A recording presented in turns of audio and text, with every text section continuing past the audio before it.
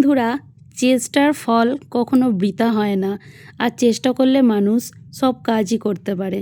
তো হ্যালো বন্ধুরা, আমি নিরূপা লাইফস্টাইলের পক্ষ থেকে তোমাদের সবাইকে জানাই মোস্ট ওয়েলকাম।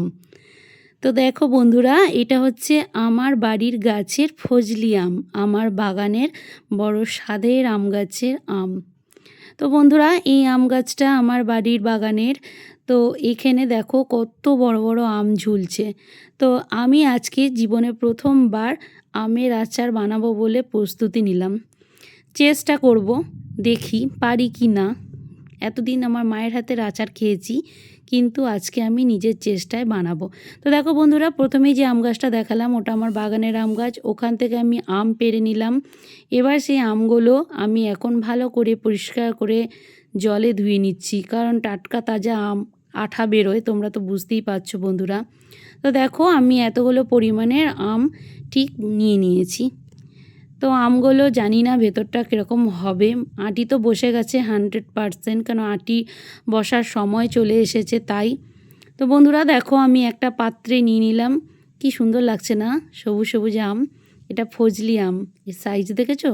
তো দেখো বটির সামনে আমের ঝুড়িটা নিয়ে আমি চলে এলাম। আম কাটবো, এগুলো চাকুতে কাটা যাবে না। তো যেমন কথা তেমন কাজ, কাটবো করে কেটেই ফেললাম অবশেষে। দেখেছো আঁটি বসে গেছে। তো প্রথমেই একটা মশলা বানানোর জন্য একটা পাত্রের মধ্যে আমি গোটা জিরে নিয়ে নিলাম।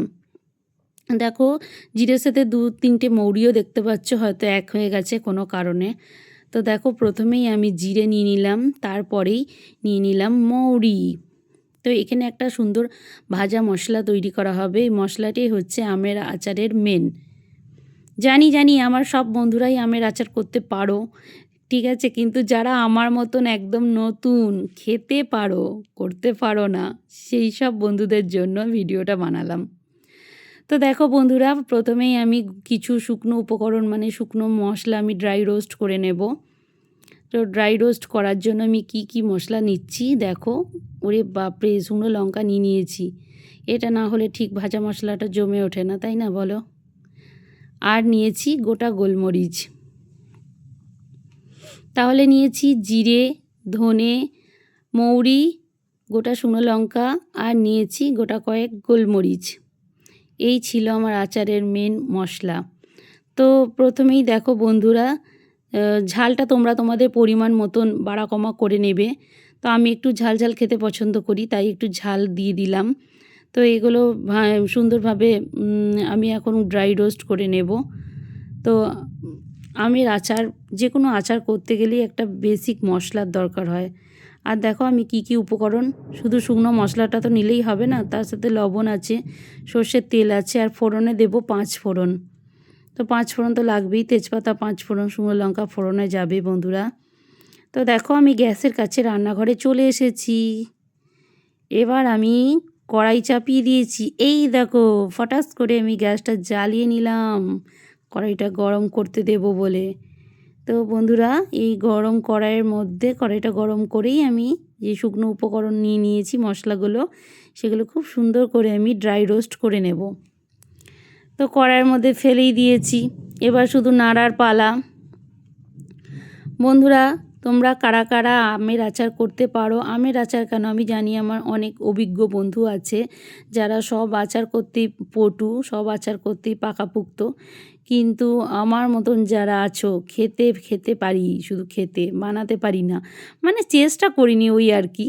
তা আজকে হঠাৎ করে ইচ্ছা করলো না আমিও কিছু বানাবো। দেখো এখানে আমার মশলাটা সুন্দরভাবে ড্রাই রোস্ট করা হয়ে গেছে। তো আমি সোজা একটা মিক্সার জারে মশলাটাকে ঠান্ডা করে নিয়ে নিয়েছি। এবার এটাকে আমি কি করব, ব্লেন্ড করব। তো এই দিলাম ঢাকনা লাগিয়ে, একটা কিছুক্ষণের মধ্যে আহা কি সুন্দর গন্ধ বন্ধুরা, কি বলবো, ভাজা মশলার গন্ধ, মন ভরে যাচ্ছে। তো দেখো হয়ে গেছে আমার এখানে রোস্ট করা। তো কড়াইয়ের মধ্যে তেল দিয়ে আমি শুকনো লঙ্কা, 5 ফোড়ন আর তেজপাতা ফোড়ন দেব। এগুলো দিয়ে দেখছো তেলে ফেনা উঠছে, তেলটা এখনও পুরোপুরি হয়নি।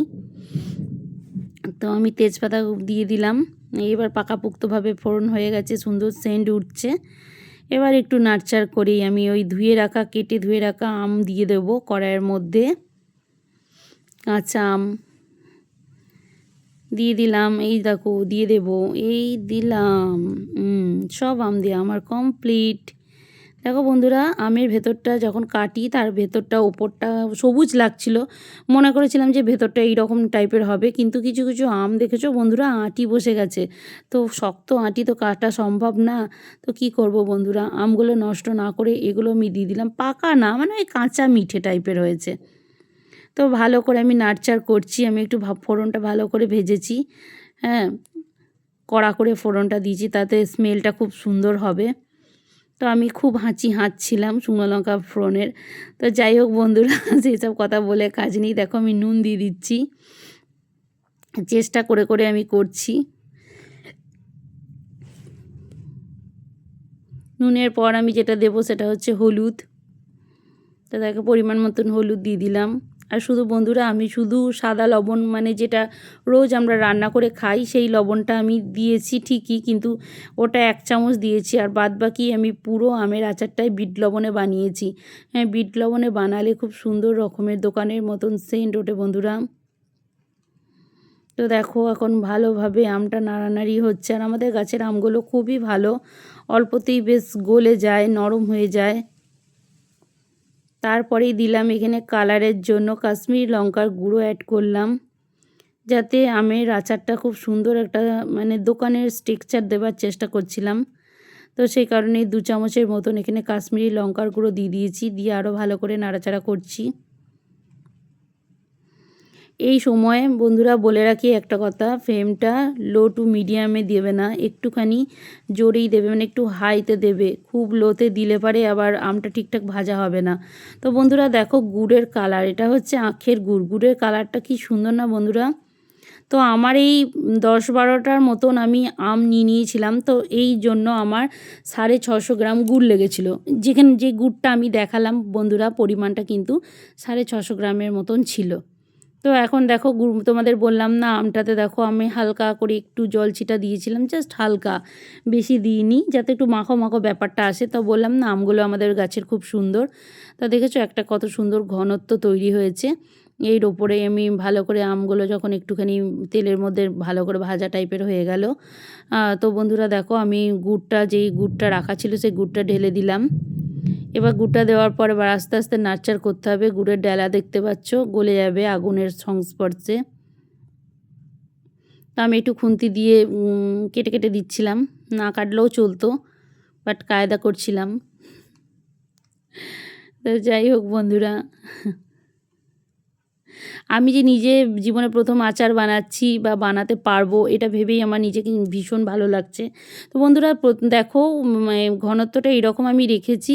তার উপর ওই যে ভাজা মশলাটা বানিয়েছিলাম না, দেখালাম প্রথমেই, সেই ভাজা মশলাটা দিতেই আহা যা স্বাদ, যা গন্ধ, স্বাদ বলছি না, মানে দেখে মনে হচ্ছে ভালো হবে, কিন্তু দুঃখের বিষয় বন্ধুরা, আমার তো ইচ্ছা করছিল তোমাদের সবাইকে খাওয়াতে, কিন্তু বন্ধুরা তোমরা তো অনেকটা দূরে থাকো, কি করে খাওয়াবো বলো, তাই এই ভিডিওর মাধ্যমেই তোমরা দেখে নাও। আর হ্যাঁ বন্ধুরা, যারা নতুন হয়ে থাকবে অতি অবশ্যই আমার কিন্তু চ্যানেলটা সাবস্ক্রাইব করে দিও, আর বেল আইকনটা অন করতে কিন্তু ভুলো না। তো দেখো বন্ধুরা, আমি জারের মধ্যে আমের আচারটা আমি নিয়েছি, আর আমার আমের আচারের রেসিপিটা যদি কারুর ভালো লেগে থাকে তাহলে প্লিজ লাইক কমেন্ট শেয়ার করতে কেউ ভুলবে না। আজকের মতন ভিডিওটা এই পর্যন্ত। আর কেমন লাগছে বলো, আমার তো 2 বয়াম আচার হয়েছে, আমি 2টো বয়ামে সার্ভ করে নিয়েছি বন্ধুরা। তো কেমন লাগছে বলো দেখতে, খেতে না পারো দেখতে তো পারো, দেখে কেমন লাগছে বলো। তো আজকের মতন ভিডিওটা এই পর্যন্ত, বেশি বকবক করে ফেললাম, আবার দেখাবে নতুন একটা ভিডিওতে। আজকের মতন টাটা।